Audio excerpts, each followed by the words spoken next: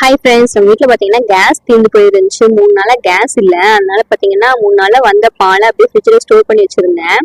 அதை வச்சு ஏதாவது ஸ்வீட் பண்ணிடலாம் அப்படின்னு சொல்லி தான் பாலை வந்து பாத்திரத்தில் மாற்றிட்டு இருக்கேன். 3 நாள் வந்த பால் இல்லையா, 1.5 லிட்டர் பால் இருந்துச்சு.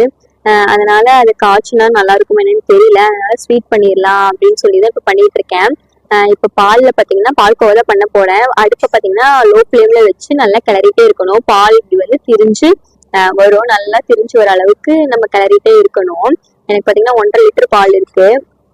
அது பார்த்தீங்கன்னா இவ்வளோ கம்மியாக இருக்குன்னு சொல்லிட்டு அந்த அளவுக்கு லோ ஃப்ளேம்ல வச்சு கிளறிட்டே இருந்தேன். பால் நல்லா தண்ணியெல்லாம் சுண்டி திரிஞ்சு வர அளவுக்கு நம்ம கிளறிட்டே இருக்கணும். அதுக்கப்புறம் பார்த்தீங்கன்னா நாட்டு சக்கரை இல்லைன்னா வெல்லம் இல்லை ஒயிட் சுகர் எது வேணால் ஆட் பண்ணிக்கலாம். இந்த நாட்டு சக்கரை இருந்தனால அது பண்ணியிருந்தேன். அப்புறம் 4 ஏலக்காய் தட்டி போட்டிருந்தேன். நமக்கு பால்கோவா ரெடி ஆயிடுச்சு.